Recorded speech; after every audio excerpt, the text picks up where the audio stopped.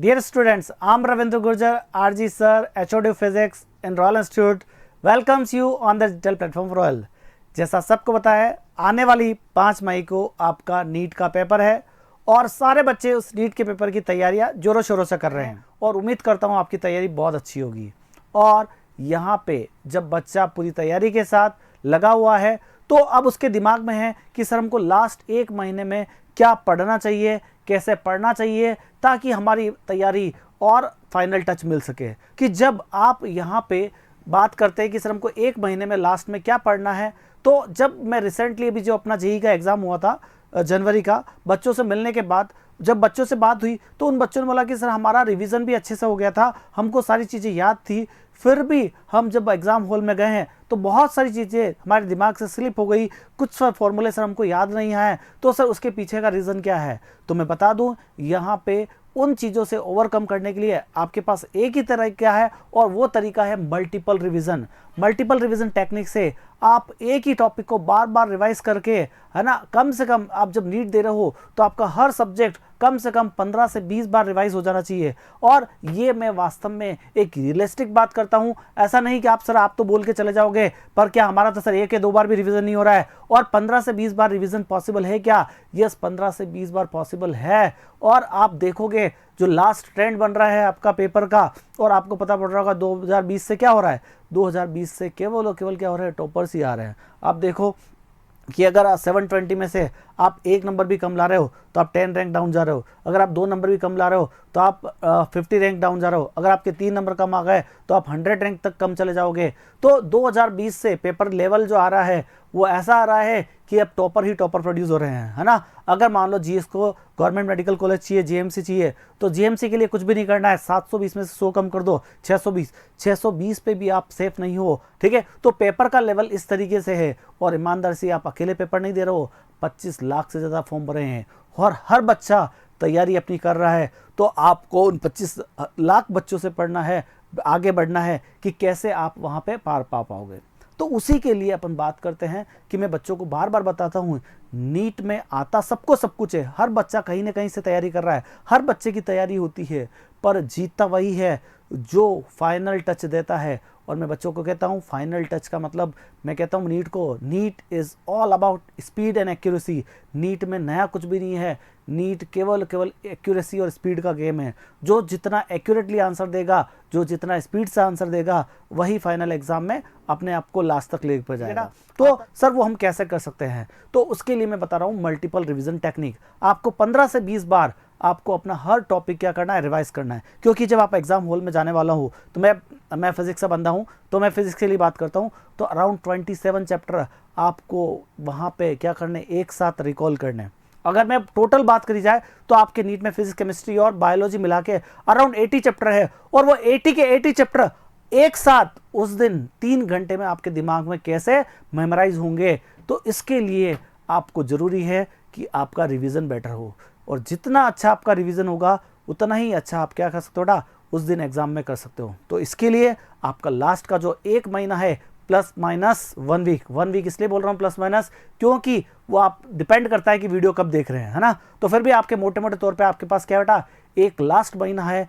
जी जान लगा दीजिए एक लास्ट महीने में, जो भी करना है इस 1 महीने में करना है। दुनियादारी के सारे काम छोड़ दीजिए, शादी ब्याह जितने भी आ रहे हैं सबको स्किप करिए, और केवल 1 महीना ये लग जाइए कि मेरे पास यही महीना है जिसमें मेरे को जो करना है वो यही हो सकता है, और इस महीने में जो मैंने कर लिया वही मेरा फ्यूचर डिसाइड करने वाला है। तो सर हम कैसे इस तरीके से कर सकते हैं रिवीजन, ताकि हम ज़्यादा से ज़्यादा चीज़ों को क्या करेगा, मेमोराइज कर पाए, ठीक है। तो ये मैं कुछ चीज़ें आपको बताने वाला हूँ। सबसे पहला पॉइंट जो आता है कि सर अगर मुझे इस टाइप का रिवीजन करना है तो मुझे क्या करना चाहिए। तो मैं बच्चों को यहाँ पे कहता हूँ कि आपको सबसे पहले ये दिमाग में फिट लिख कीजिए कि सर अगर मुझे लास्ट का 1 महीना है, इस महीने में अगर मैं रिवीजन कर रहा हूँ, तो सबसे पहला आपका काम हो जाना चाहिए, आपके HR नोट्स बन जाने चाहिए। ये क्या है HR नोट्स? मैंने आपको पहले भी बताया था, अगर बच्चा जो CBSE बोर्ड की तैयारी कर रहा है, भले नीट की कर रहा है, जेईई की कर रहा है, उसको आपको HR नोट्स बनाना कंपलसरी है। HR नोट्स क्या है? जो आपकी 11th और आपके 12th की NCERT जो है, 11th और 12th की NCERT है, उसकी हेडिंग रिकॉल, क्या कहते हैं इसको, हेडिंग रिकॉल। HR नोट्स का मतलब ही क्या है? कि आपको जो 11th-12th की एनसीईआरटी है उसकी हेडिंग को क्या करना है, रिकॉल करना है। आपको पता होना चाहिए कि जब मैं एनसीईआरटी का ये चैप्टर उतारा हूँ तो इस चैप्टर में मेरे पास पहली हेडिंग क्या थी और उस हेडिंग के अंदर सब टॉपिक क्या है ना। मैं पढ़ रहा हूँ तो उसके बाद क्या आएगा, बाद क्या आएगा, बाद क्या आएगा, ये आपका हर चैप्टर का हेडिंग नोट्स क्लियर हो जाना चाहिए। अच्छा, एचआर नोट्स आपके तभी क्लियर होंगे या तभी बन पाएंगे जब आपका पूरा कोर्स कंप्लीट है और आप रिवीजन की तरफ पढ़ रहे हो। और लास्ट का ये 1 महीना आपको नया कुछ भी नहीं पढ़ना है, केवल और केवल रिवीजन करना है। और रिवीजन में सबसे पहले आपको क्या बनाना है बेटा, एचआर नोट्स बनाने। क्या बनाने हैं, एचआर नोट्स। और एचआर नोट्स अगर आप सारे सब्जेक्ट की बात करूं मैं, तो अगर आप मोटे मोटे तौर पे बात करो तो 6 से 8 घंटे में आपकी ये एचआर नोट्स बन जाएंगे, है ना। मुश्किल से कितने, 6 से 8 घंटे में आपके क्या होंगे, सारे के सारे एचआर नोट्स बन जाएंगे। ठीक है, मैं वापस कह रहा हूं, एचआर नोट्स उसी के क्लियर होंगे, उसी के बन पाएंगे जिसका पूरा रिवीजन हो चुका है। ठीक है, एग्जाम्पल के तौर पे मैं आपको यहाँ पे समझाता हूँ। देखो क्या है यहाँ पे एचआर नोट्स। देखो यहाँ पे जैसे मैंने एक एग्जांपल लिया ग्रेविटेशन वाले चैप्टर का। आप ग्रेविटेशन वाले चैप्टर में देखोगे तो सबसे पहले आपके दिमाग में होना चाहिए कि क्या था यहाँ पे, इंट्रोडक्शन। क्या था, इंट्रोडक्शन। आपको यहाँ दिख नहीं रहा तो थोड़ा इसको मैं बड़ा कर देता हूँ। सबसे पहले देखिए यहाँ पे क्या था, इंट्रोडक्शन। ये एनसीईआरटी की हेडिंग से ध्यान रखना, ये चैप्टर वाइज आपको क्लियर होना चाहिए। आपका एनसीईआरटी का फर्स्ट चैप्टर क्या है, इंट्रोडक्शन। इंट्रोडक्शन अपन को पढ़ना नहीं है। सेकंड स्टार्ट करोगे आप केपलर्स लॉ से। क्या था, केपलर्स लॉ। तो आप जब शॉर्ट नोट्स बना रहे हो, एचआर नोट्स बना रहे हो, तो एचआर नोट्स में आपका पॉइंट क्या आ जाएगा, केपलर्स लॉ। और केपलर लॉ के अंदर कौन कौन से पॉइंट है वो आपके दिमाग में आना चाहिए। सेकंड आपका क्या आ जाएगा, यूनिवर्सल लॉ ऑफ ग्रेविटेशन, है ना। तो ग्रेविटेशन का लॉ क्या है, लॉ क्या था, उसका फॉर्मूला क्या था, तो वो चीज आपको क्या करनी है, रिकॉल करनी है। उसके बाद ग्रेविटेशनल कांस्टेंट क्या है, और ऐसे करके आपको क्या करना है, पूरे एचआर नोट्स बना लेने हैं। सर इसका फायदा क्या है एचआर नोट्स का, क्योंकि बेटा आपका जो भी पेपर आने वाला है ना, स्पेशली बच्चे कहते हैं कि सर एनसीईआरटी है ना बाइबल की तरह काम करेगी, है ना। टीचर्स भी ये समझाते हैं कि केमिस्ट्री और बायोलॉजी में सब कुछ एनसीईआरटी से आता है, बेटा फिजिक्स में भी एनसीईआरटी से आता है ना। कंसेप्ट वो एनसीईआरटी का रहता है। इसलिए मैं कहता हूँ कि हेडिंग रिकॉल बहुत ज़्यादा इंपॉर्टेंट हो जाता है कि आपको पता होना चाहिए कि इस हेडिंग के अंदर क्या सब टॉपिक था, और वो आपके दिमाग में अगर कोई क्वेश्चन आया तो क्विकली रिमाइंड होना चाहिए। जैसे आप देखोगे मैंने यहाँ पे हेडलाइंस कर रखी है, देखो यहाँ पे आपका केपलर्स लॉ, और केपलर को के लॉ आपके दिमाग में आना चाहिए। अरे केपलर के 3 लॉ थे, पहला लॉ क्या है, दूसरा लॉ क्या, और तीसरा क्वेश्चन है। और जैसे ही क्वेश्चन आया तो देखो नीट 2018 में केपलर्स लॉ से क्वेश्चन आया था, एएफएमटी 2009 में केपलर्स लॉ का क्वेश्चन आया था, और आप देखोगे 2012 में थर्ड लॉ से क्वेश्चन आया था, एएफएमटी में 2015 में इससे क्वेश्चन आया था। तो जब आपके हेडिंग दिमाग में क्लियर होगी तो आपको पता चल जाएगा कि भाई हाँ 2015 में क्वेश्चन आया, 2012 में क्वेश्चन आया। अगर यहाँ पे आप देखोगे तो मैंने पूरा मार्क कर रखा है कब से क्या क्वेश्चन आया, एग्जाम्पल 8.1, और वहां से देख लो 2011 और 2018 में क्वेश्चन आया है। यहाँ से देखिए ये आपका एनसीईआरटी हेडिंग की बात कर रहा हूँ, ये आपके जेईई 2004 का क्वेश्चन है। तो आप यहाँ पे देखोगे तो आप जेईई 2023 का क्वेश्चन है। तो मैंने आपको पूरा चैप्टर जो है ऐसे पूरा मार्क कर रखा है, और कहाँ से कौन सा क्वेश्चन आया वो मैंने बता रखा है। तो इसलिए देखो जेईई 2023 का है ना, यहाँ पे क्वेश्चन आया है। तो आपको मैं यहाँ पे बता दूं कि आपके दिमाग में जब एनसीईआरटी हेडिंग रिकॉल करोगे तो ये सारी चीज़ें क्लियर हो जानी चाहिए कि एचआर नोट्स कैसे बनेंगे और एचआर नोट्स की इंपॉर्टेंस क्या है ना बेटा। तो जब आपने एचआर नोट्स बना लिए उसके बाद सेकंड काम आपको क्या करना है, सेकंड काम जो आपको करना है वो करना है रिकलेक्ट योर मेमोरीज। ठीक है, आपको मेमोरी को क्या करना है, रिकलेक्ट करना है। अब सर रिकलेक्ट योर मेमोरीज का मतलब क्या है, मतलब कि आपने जो शॉर्ट नोट्स बना दिए, आपने जो शॉर्ट नोट्स बनाए मतलब उसको जो एचआर नोट्स बनाए उसको आपको क्या करना है, मिक्स एंड मैप। क्या करना है, mix and map with class notes and short notes. मतलब आपने जहां से भी तैयारी करी है, आप जिस भी कोचिंग से पढ़े हो, आप सेल्फ पढ़े हो, ऑनलाइन मोड पे पढ़े हो, कहीं पे पढ़े हुए, आपने अपने क्या रखना, क्लास नोट्स बना रखे हैं। तो वो जो क्लास नोट आपने बना रखे हैं उन क्लास नोट्स को आपको क्या करना है, इस एचआर नोट्स के साथ मैपिंग करनी है। आपको पता होना चाहिए कि ये एनसीईआरटी का ये टॉपिक था और मेरे जो क्लास नोट्स है या मेरे जो शॉर्ट नोट्स हैं उसमें ये हेडिंग है। हाँ जरूर है कि आपको जो क्लास नोट्स है और शॉर्ट नोट्स है उसमें चीज़ें एचआर नोट से क्या मिलेगी बेटा, ज़्यादा ही मिलेगी। आपके हर कोचिंग वाले क्या होगा बेटा, आपके एचआर नोट से ज़्यादा ही पढ़ाएंगे, पर एटलीस्ट मेरा वो चीज़ खत्म ना हो जो एचआर नोट्स में है, वो तो मुझे याद होना ही चाहिए फाइनली। ठीक है ना, तो अगर आप ऐसा कर पाते हो कि आप क्या कर सकते हो बेटा, अपने जो एचआर नोट्स है उसको मिक्स और मैप कर पाओ, किसके साथ, क्लास वर्क नोट्स और शॉर्ट नोट्स के साथ। ठीक है, और फिर उसको क्या करो बेटा, फाइनली रिव्यू करो। फाइनली क्या करना है बेटा, आपको रिव्यू करना है। किसको करना है रिव्यू? योर शॉर्ट नोट्स, है ना, ये अपने HR नोट्स है और आपने उसको मिक्स एंड मैप किया। और उसके बाद आप क्या करो, आपने जो HR नोट्स बनाए उसको क्या करो, वापस से देखो कि यस हाँ यहाँ पे मैंने ये करा था, ये करा था, ये चीज़ मुझे याद है, ये नहीं याद है, और अपने HR नोट्स को रिव्यू करो। पहली बार जब आप ये कर रहे हो तो आपको ये 2 से 3 घंटे इनिशियल, है ना, 2 से 3 घंटे आपको लग सकते हैं। अगर 2 से 3 घंटे आपको इसमें लग रहे हैं, और साथ साथ में आप याद रखना 2 से 3 घंटे लगने के साथ आपको यहाँ पे हो सकता है NCERT को बार बार देखना पड़े। 2 से 3 टाइम जब भी आप काम करोगे तो आप NCERT को बार बार देख सकते हो, है ना। जैसे जैसे आप क्या करोगे बेटा, NCERT में से ये हेडिंग रिकॉल करते रहोगे, एक टाइम ऐसा आएगा, मैंने आपको वापस बोला, आपको ये कम से कम 15 से 20 बार का रिवीजन करना है। और 15 से 20 बार के रिवीजन में जो होगा, ये जो आपके टाइमिंग है, स्टार्टिंग टाइम जो मैंने आपको बोला ना कि आपको ये बनाने में कम से कम कितने लगेंगे, 6 से 8 घंटे लगेंगे, तो लास्ट जाते जाते आपको ये 1-2 घंटों का हो जाएगा। और आपका जो फाइनल टच हो रहा होगा, आपका 15 से 20 बार वाला जो रिवीजन होगा, वो आप अपने आप ही दिमाग में लाख होता है कि ये तो मेरे को आता है, ये मेरे को आता है, ये मेरे को आता है, ये मेरे को आता है। तो यहाँ पे इस तरीके से आप सारा का सारा चीज़ अपने दिमाग में लेके आओगे और HR नोट्स बनाओगे और उनको रिव्यू करके अपने मेमोरी में लोकेट करोगे, तो आप देखोगे आपके दिमाग में एक फ्लैश मेमोरी बन जाएगी। क्या बन जाएगा? फ्लैश मेमोरी बन जाएगी, और वो आपके दिमाग में लॉन्ग टाइम रहेगी। और जिस दिन आप एग्जाम में वहाँ पे बैठे हो तो वो सारी की सारी चीज़ें एक साथ आपके दिमाग में आएगी। ये तभी आ पाएगी बेटा जब आपने कम से कम 15 से 20 बार रिवीजन किया है।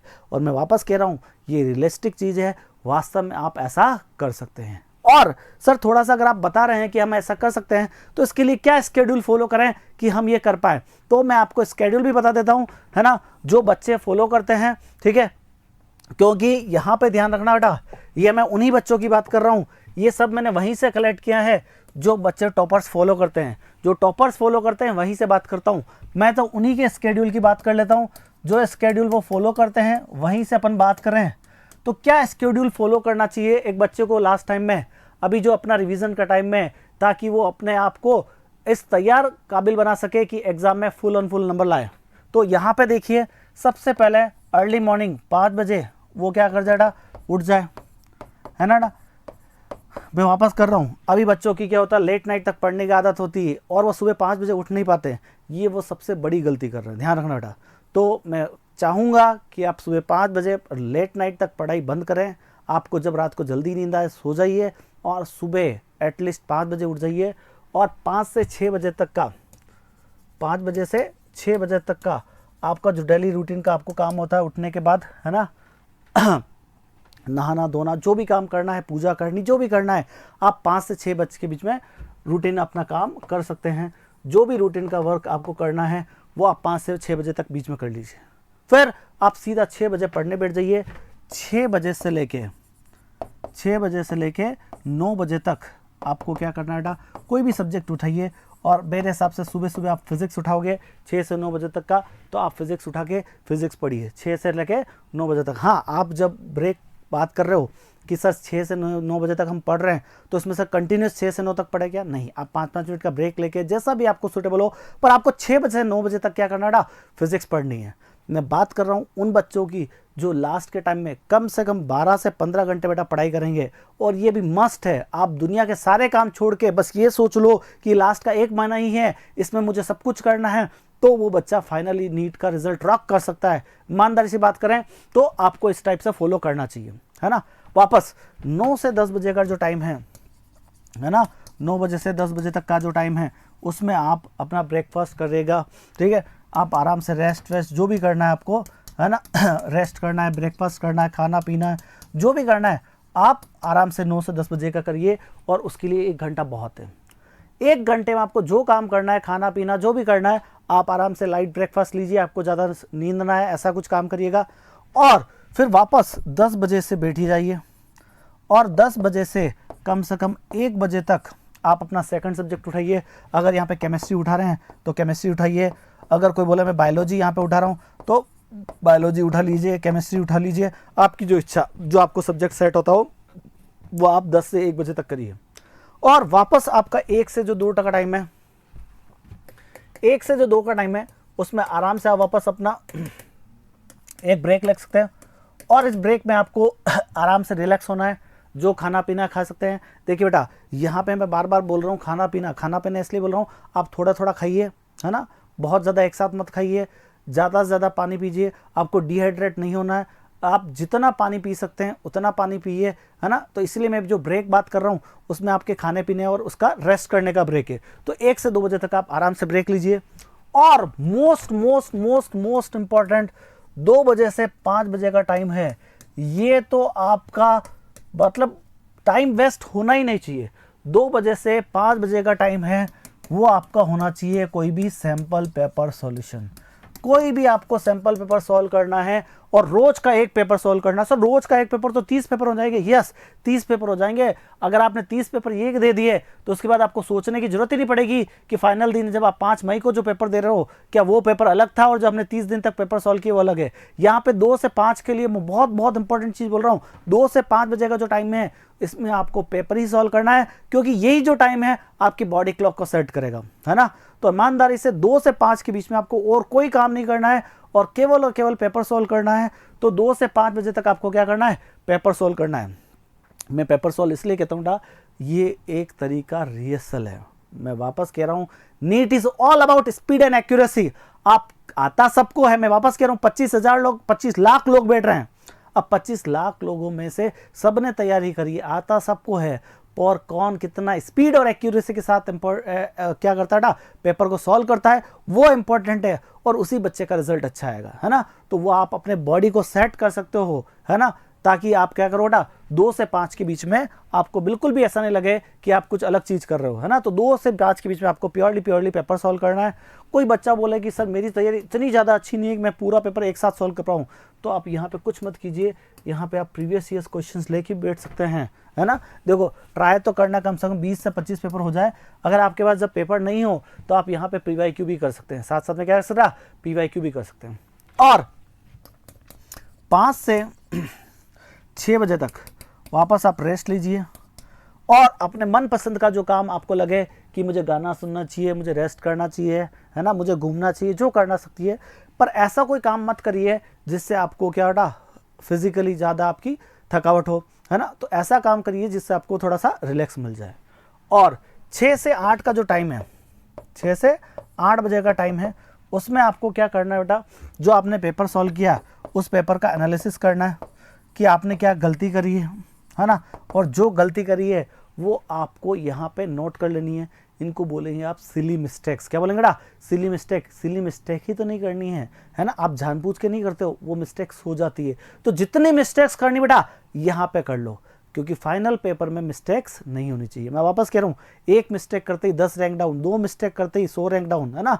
तो आप कितनी रैंक पीछे हो जाओगे इन सिली मिस्टेक से, वो आप अंदाजा नहीं लगा सकते। इसीलिए इस टाइम में जो 2 से 5 का टाइम है, ये टाइम सबसे बेस्ट टाइम है आपका, और यहीं पे आपको पेपर सॉल्व करना है। और आप जो गलतियां कर रहे हैं वो उन गलतियों से सीखना है, ताकि फाइनल एग्जाम में वो गलतियां नहीं हो। जितनी रिहर्सल करनी है वो यहाँ पे कर लिए, वो फाइनल प्रिपरेशन की तैयारी है, वो फाइनल तैयारी है, वहाँ फाइनल एक बात करनी है, ठीक है ना। तो 6 से 8 तक क्या करना है, आपको पेपर एनालिसिस करना है, प्लस अपना जो डिनर लेना है वो लाइट डिनर लीजिए, है ना। ऐसा डिनर मत लीजिए कि आपको खाते ही नींद आने लग जाए। और उसके बाद आप 8 बजे से 11 बजे तक आपका जो लास्ट सब्जेक्ट ले रहे हो, अगर पहले आपने केमिस्ट्री ले लिया तब बायो ले लो, अगर पहले बायो ले लिया तो आप केमिस्ट्री ले लो। और 8 से 11 तक तो एटलीस्ट वो सब्जेक्ट पढ़ना ही पढ़ना है। और उसके बाद जब आपको नींद आ जाए तभी सो जाइए। आपको कुछ भी इसके अलावा एक्स्ट्रा करने की ज़रूरत नहीं है। ईमानदारी से जिसने ये स्केड्यूल फॉलो कर लिया वो मुझे याद करेगा कि हाँ सर आपने जो बताया था उसको हमने फॉलो किया और हमारा रिजल्ट बहुत अच्छा रहा। तो वापस मैं बता दूं, जो जो आपको चीज़ें बताई मैंने वो आप करिए, आपका रिजल्ट बहुत बहुत बहुत अच्छा आएगा। Thank you.